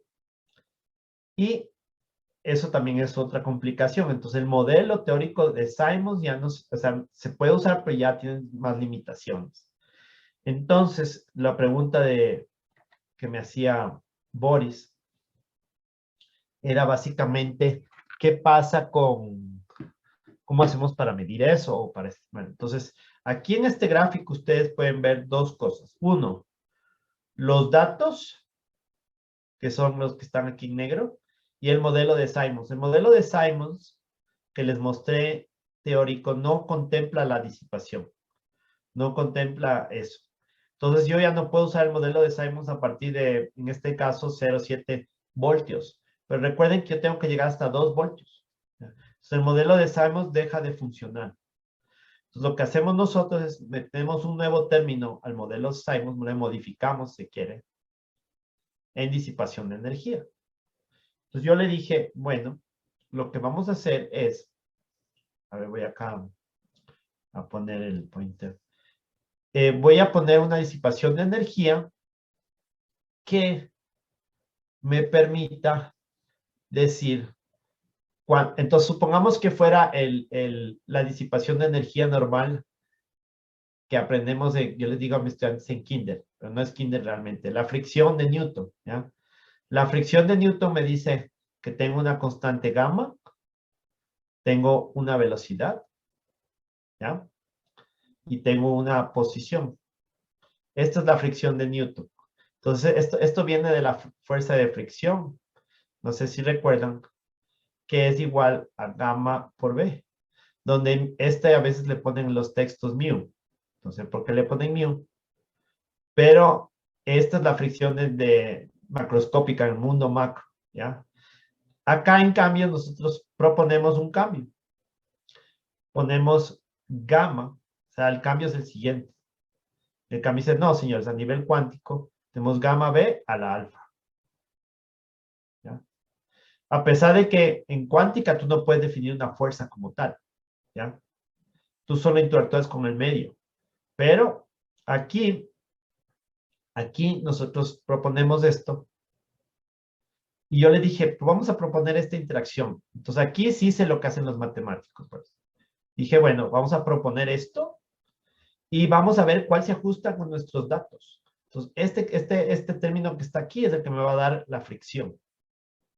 Este coeficiente que reemplaza este mu, ¿ya? Entonces, hacemos eso, aplicamos eso y hacemos el fit. Me hago el fit y me sale un gamma del orden de 1/2. Y un alfa también del orden de 1/2. Esto es importante e interesante, no le estoy mostrando esta parte, pero lo interesante de esto es que nos sale estos valores en casi en todo el rango de temperatura. Como si no dependiera de la temperatura. La fricción cuántica que estamos hablando. Entonces, nosotros, para no alargarles el cuento, hacemos el fit teórico, como ustedes ven acá. La ecuación ya es un poquito, es la de Simons que teníamos, pero tenemos que expandir estos coeficientes que están acá para incluir este término de energía, de disipación de energía, ¿ya? Y acá solo voy a mencionar, sin irme en tanto detalle, que hay un factor K. Este factor K está relacionado con lo que se conoce como la masa efectiva. ¿Qué es la masa efectiva? La masa efectiva es que la masa del electrón digamos que yo le tengo un electrón en un sistema de vacío o en el espacio, si quieren, lanzo un electrón al espacio, ¿ya? El espacio libre, donde no hay interacciones, esa es la masa del electrón que nosotros conocemos de los libros, ¿ya? Pero cuando tú le pones ese electrón dentro de un material, está interaccionando con ese otro material, entonces su masa efectiva es generalmente menor. Es decir, puede ser la mitad de la masa que es la masa cuando está fuera del electrón. Eso es la masa efectiva. Y hay materiales que se llaman heavy fermions, que la masa efectiva es mayor que la del electrón cuando está fuera, ¿ya? Entonces, nosotros podemos extraer, estamos en eso ahorita, extrayendo la masa efectiva. Y parece ser que la masa efectiva sí está cambiando. O sea, cuando yo cambio la temperatura, cambia la masa efectiva. Eso parece ser. Todavía falta un poco más para definir que realmente sea eso. No sé si contesté a tu pregunta, Boris. Sí, me parece muy buena la forma como se van aproximando las constantes. Y yo lo que veo ahí es una aproximación tipo Taylor. Se cortan unos términos y se comporta bastante bien cerca de cero. Entonces Sí, ahí se ve el término alfa a un medio. Y, claro. y la pregunta también iba en el sentido de que en el caso del comportamiento de la variación de calor, yo creo que ahí está inmerso obviamente en ese proceso la ecuación del calor, ¿no? Obviamente, sino que no la consigo todavía visualizar en dónde es lo que está La la temperatura, ecuación ¿dónde entra? parabólica del calor, ahí, pero, o sea, por el tipo de expresiones que se están viendo, se parecería que está ahí, ¿no? Pero, o sea, explícitamente no, todavía no le... Sí, sí, o sea, sí, tendríamos que, esta parte recién está saliendo, digamos, saliendo del horno, recién, pero esto es lo que hemos visto hasta ahora. Ahora, esto no es tan salido, esto que les voy a mostrar ahora, no es tan salido del horno porque esto es a voltajes bajos. Entonces, les voy a explicar una cosa. Cuando yo trabajo a voltajes bajos, la disipación es pequeña. Es decir, hemos establecido, o sea, más bien volvamos a esta curva de acá. Cuando trabajamos a voltajes por acá, o sea, de aquí para acá, voltajes bajos, donde la energía del electrón es menor, la disipación es pequeña, entonces el modelo de Simons funciona, porque él no considera disipación. Y nosotros, en cambio, vemos que los datos se separan del modelo cuando ya empezamos a voltajes más altos, ¿sí? Entonces, ¿qué se concluye? Que la disipación acá es pequeña. Pero aún así, que sea pequeña, podemos determinar cómo varía esa disipación pequeña acá. Entonces, esto puede ser un poco, parecer extraño, pero a voltajes bajos, y de hecho, sí, voltajes bajos y también acá, ojo, hay que mencionar, la barrera de potencial es siempre así, o sea, siempre cuadrada. No estoy tomando en cuenta efectos de deformación de la barrera debido al voltaje. Entonces, cuando pasa eso, vemos que este delta E es la energía disipada, ¿no? Este delta E es la energía disipada. Esto está publicado en nuestro paper también en 2017, que cuando la energía se incrementa, la energía disipada disminuye. Entonces, es como si cuando yo me voy subiendo, digamos, estoy acá y luego voy por acá, cuando estoy más cerca de la cima, o me estoy acercando, digamos, a la cima, menor va a ser la energía disipada. Eso sí se observa. Eso por un lado. Entonces, en este caso, no estamos viendo en función de la temperatura, en este gráfico en particular, pero sí estamos viendo también ahorita ya en función de la temperatura, pero aquí no. Aquí vemos que estoy viendo que me incremento la energía del electrón y se disipa menos energía. ¿Ya? Es lo que estamos viendo. Y acá, en el lado derecho, es el tiempo de tunelamiento. ¿Se acuerdan que yo les dije del dwell time y el tech ¿cómo se llama? Tiempo de tunelamiento de traspasar la barrera. Entonces, el dwell time, el tiempo en que el electrón está aquí, independientemente si se reflejó o si se quedó aquí internamente, independientemente de eso, el tiempo se incrementa con la energía. Esto es raro porque te está diciendo que entre mayor energía tiene el electrón, más tiempo se va a quedar dentro, ¿no es cierto? Ah, no, perdón, no. ¿Dónde está eso que quería mostrarles? Ah, no, sí, entre más energía, mayor va a ser el tiempo de tunelamiento. Eso es raro, ¿por qué? Porque digo, si yo tengo más energía, tengo menos disipación, por lo que les mostré aquí. Y si tengo menos disipación, debería pasar más rápido. O sea, acá está diciendo no. Entre menos disipación, más tiempo me quedo dentro. ¿Ya? O sea, más tiempo me quedo dentro de la barrera. ¿Sí? Entonces, eso es raro, nos pareció raro, Pero cuando calculamos el tiempo de transmisión, ahí sí vimos que entre mayor sea la energía, menor va a ser el tiempo de transmisión. O sea, se reconcilió porque dijo, bueno, sí, entre más, entre más energía, menor disipación. Menor disipación, más tiempo dentro de la barrera. Pero ese no es el tiempo que realmente nosotros estaríamos midiendo. O sea, no es el tiempo que estamos acostumbrados, sino el otro tiempo, el tiempo de que se demora de ir de un extremo a otro. Entonces, ese sí se reduce. Entonces, sí está de acuerdo a lo que uno pensaría. Entonces, antes de concluir, porque ya es prácticamente el final, pero quiero mostrarles una cosa. En el 2018 se publica este paper que es teórico, ¿ya? En esta revista que es importante.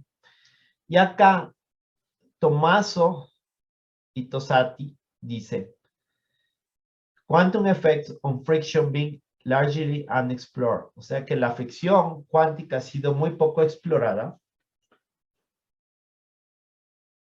Pero ellos encuentran algunas novedades de tipo teórico en esta fricción cuántica. Y ellos hacen su modelo teórico, no nos sirve tanto, sí nos sirve algo, pero no nos sirve mucho, porque ellos hacen para una red, lo que se conoce como una red óptica. Es una red hecha de luz. Y las partículas no son electrones, sino son bosones que posiblemente hasta no tienen carga, ¿ya? Entonces, esto es para mostrarles que realmente es un tema 2018, o sea, está bien nuevo este tema y nosotros le hicimos lo estamos haciendo para futuros dispositivos túnel, ¿ya? Entonces, conclusiones. ¿Qué podemos concluir de la disipación cuántica de los experimentos? Parece no depender fuertemente de la temperatura, lo cual es extraño. Es extraño porque, los voy a aplicar porque es extraño, porque ¿con qué está interaccionando los electrones cuando están dentro de la barrera potencial? Eso es lo raro. Y es algo que no dependería de la temperatura. Queremos confirmar eso. O sea, confirmar más antes de mandar esto. Confirmar realmente si realmente no depende fuertemente de la temperatura, porque es raro, porque es, digamos, física inexplorada todavía. Y siguiente, está pendiente por aclarar efectos de la masa efectiva del electrón en función de la temperatura. Si la masa efectiva si cambia con la temperatura, también es interesante, ¿ya? Recuerden que yo les decía que el tunelamiento dependía de la masa, ¿no es cierto? También, ¿sí? ¿Se acuerdan? Entonces, si vos puedes controlar esa masa efectiva, entonces es bien interesante eso. ¿Qué podemos decir de estos superhéroes con los que hemos hablado? Existe, esto siempre yo hablo ya, esto sí ya es especulación, pero ¿qué tendríamos que pasar para que podamos atravesar paredes reales en el mundo macroscópico?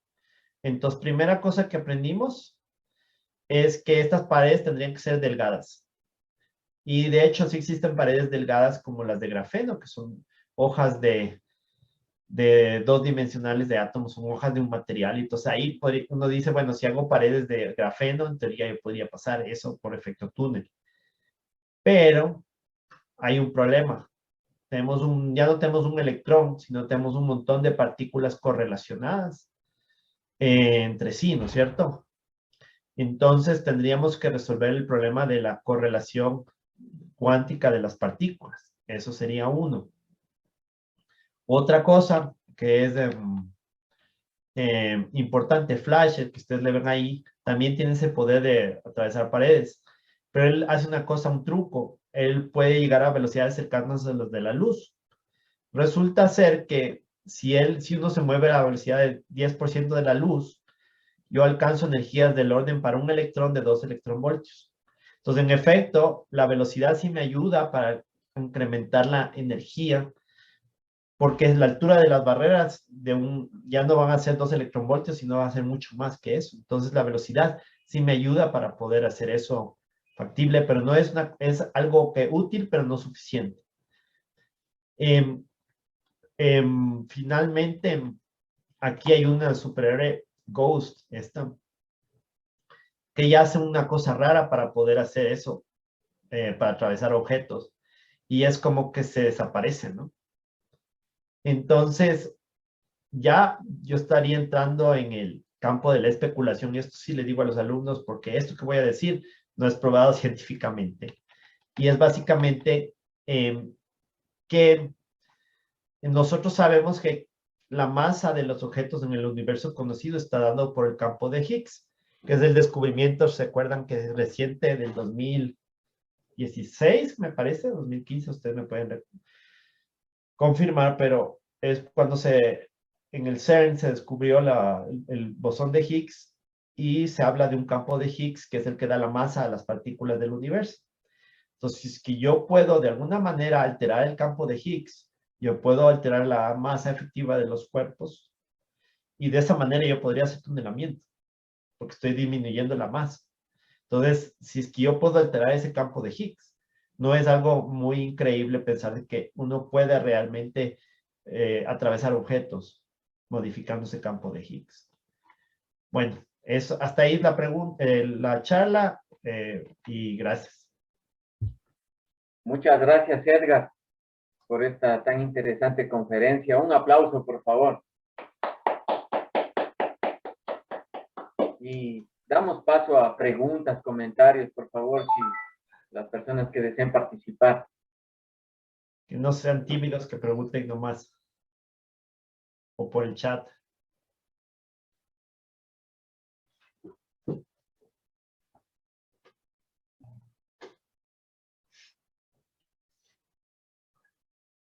O por el chat también puedes leer,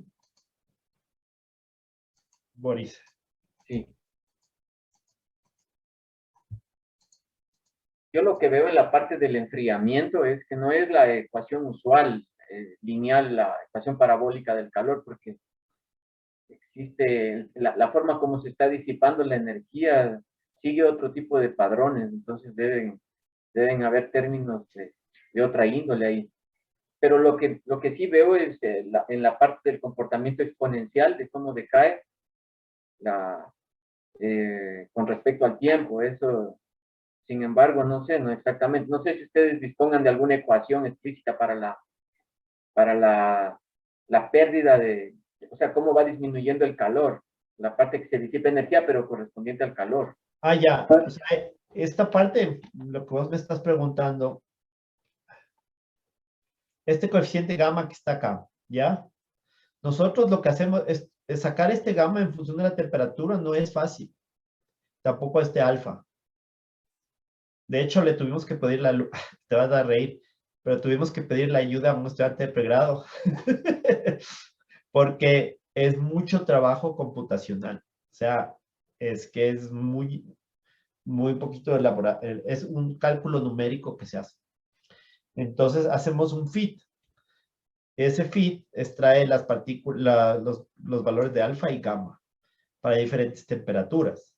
Y así como es, hacer un cálculo numérico no es analítico. Entonces, extraemos esos valores para diferentes temperaturas y resulta que son los mismos o muy parecidos a varias temperaturas. Entonces, nosotros,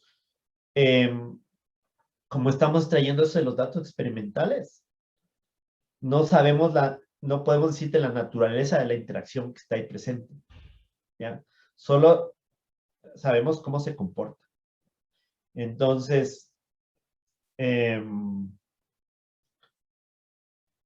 sí, o sea, eso es lo que observamos experimentalmente, pero todavía no, y eso no es nuestro objetivo, saber los detalles de la interacción intrínseca que hay ahí, que es algo interesante que pueden estudiar los físicos, porque aquí hay unas cosas que no he mencionado porque pues son más avanzadas, pero es raro porque aquí, mira, aquí tú tienes en este gráfico, aquí tendríamos el metal, ¿no es cierto?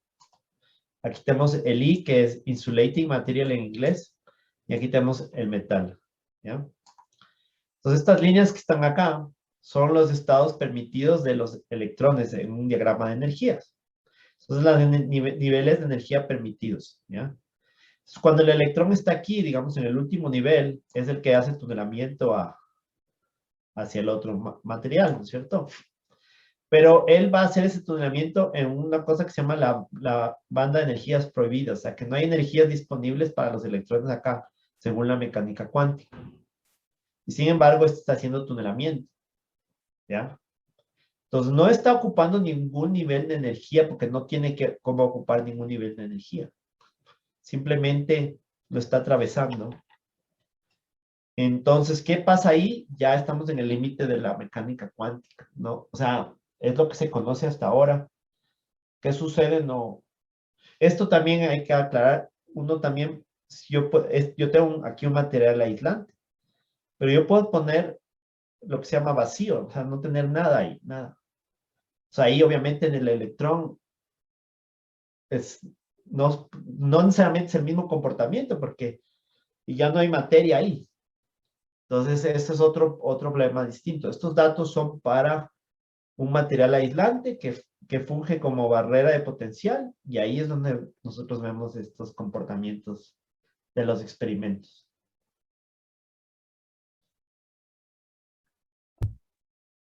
Por favor, si, muchas gracias, Edgar. Por favor, si alguien tiene alguna pregunta o comentario, son bienvenidos, por favor. No importa si no es muy profunda, no importa.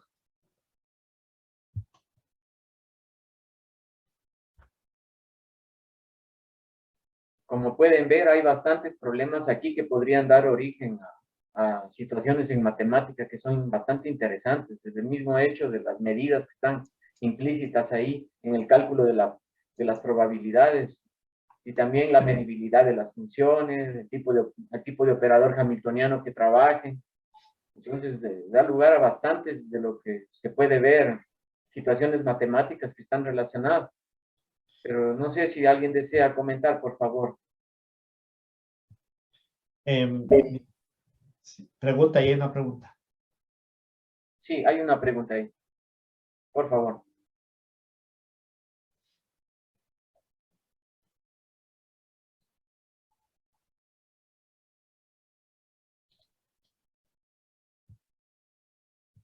Si alguien tiene una pregunta, parece que no le escuchamos muy bien.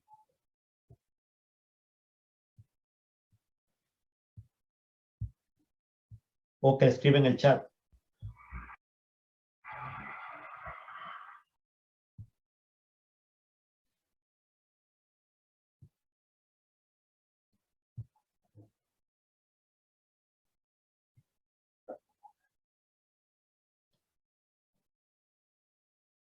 Hasta que salga la pregunta, te voy a comentar algo, Boris. Nosotros sí nos encontramos con ecuaciones irresolubles. O sea, cosas que realmente no tenemos idea cómo resolver. No es nuestro resorte, digamos, pero no tenemos cómo resolver, literal. O sea, que decimos no, o sea, esto no sabemos cómo. O no, aparentemente no tienen soluciones analíticas. Entonces nosotros hacemos un cálculo numérico, como te mencioné. Pero sí hay situaciones que sí necesitamos sacar resolución, resolver analíticamente. Y ahí sí sería muy útil los matemáticos de esa parte. Se publica y pues la gente puede generar expresiones que ahí sí tienen que ser resueltas con métodos matemáticas más avanzadas.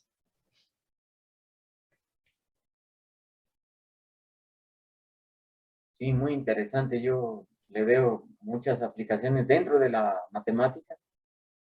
Ahí también, por ejemplo, hay una parte en la que hay comportamiento de tipo onda viajera en ciertas soluciones que se vieron anteriormente y también interacciones para los dos sentidos. O sea, no es sencillo, es un proceso bastante delicado de lo que se puede ver. Sí, claro, esto tiene muchas aplicaciones. Cuando tú tienes dispositivos, o sea, miniaturizas cosas, también hay efectos de tutelamiento cuántico, es decir, cuando haces más cosas más pequeñas. Entonces ahí es un problema porque ya no puedes, y ahorita en la actualidad ya llegamos a los límites de los empaquetamiento digital.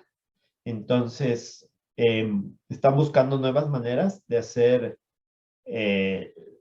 los dispositivos que utilizamos en la vida diaria, ¿no?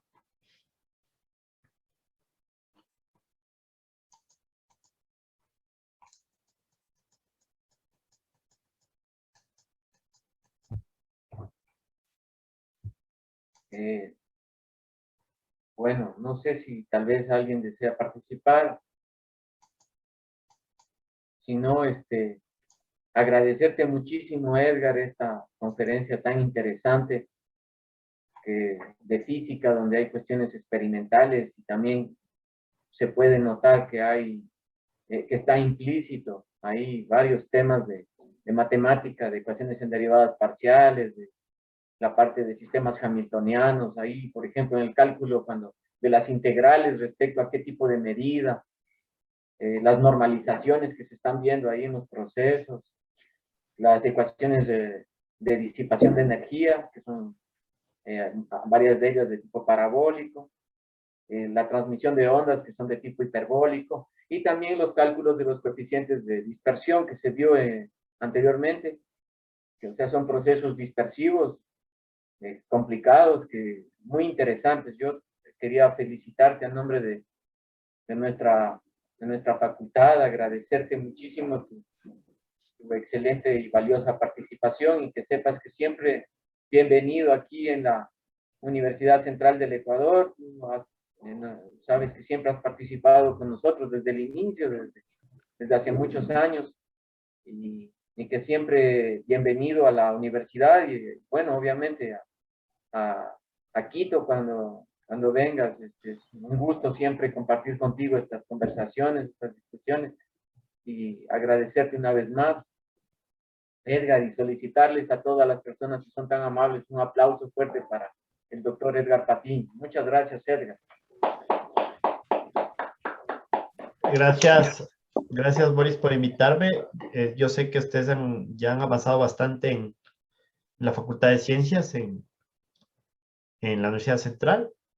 Entonces, en los que pueda ayudar con gusto, para mí siempre es un gusto colaborar y también ver que ustedes también han avanzado rápidamente en generar la carrera de física, ¿no? Entiendo que ya tienen física ahí en la central, corrígeme. Está en la etapa final de la creación, entonces está bastante ya avanzado, sí. Ya, es importante porque de aquí en adelante, como te digo, en la vuelta de la esquina ya se desarrolla esto de la computación cuántica y ya no es simple, ya no es suficiente la física moderna sencilla, sino tenemos que ya entrar a física moderna un poco más elaborada, ya física cuántica para ya generar dispositivos en ese sentido. Entonces, ese va a ser los trabajos del futuro, ¿no?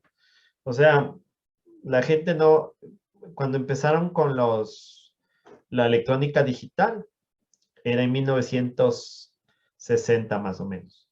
Pasaron 20 años, ya que se estableció más o menos, salieron los primeros computadores, pues podemos pensar que para la computación cuántica en 20 años ya vamos a tener un número de computadores importantes que funcionen con esa tecnología. La única limitación para la computación cuántica ahorita es la temperatura, justamente porque los que existen ahora funcionan a temperaturas por debajo del nitrógeno líquido, es decir, por debajo de los 77 grados Kelvin, ¿no? Es menor a 200 grados centígrados, menos 200 grados centígrados. Entonces, esa es la limitación ahorita que existe para la computación cuántica, pero también paralelamente se están tratando de desarrollar superconductores a temperatura alta y eso posibilitaría también la computación cuántica. Entonces, todas esas cosas, esos dispositivos son los dispositivos del futuro que van a requerir de mucha gente. Y ya cada vez los trabajos manuales ya dejan de ser demandados, ¿no? Entonces, también todo esto ya está muy rápido, entonces para que tú des el mensaje a tus estudiantes que, por ejemplo, también los carros, ¿no? Los carros van a ser autónomos, entonces tú te sientas, dices quiero ir a tal lugar y te lleva el carro automáticamente, y eso ya está a 10 años de aquí. O sea, en el 2031 ya tenemos carros ya funcionando en muchos sitios, todo eso. Entonces, todo eso requiere de físicos y matemáticos. Entonces, para que motives a las personas a desarrollar estas áreas en Ecuador, porque nos va a tocar. No podemos importar todo del extranjero siempre. Entonces, eso es. Entonces, muchas gracias, Boris, por invitarme una vez más y deseándoles los mayores éxitos en esto que están haciendo ustedes, que me parece muy interesante.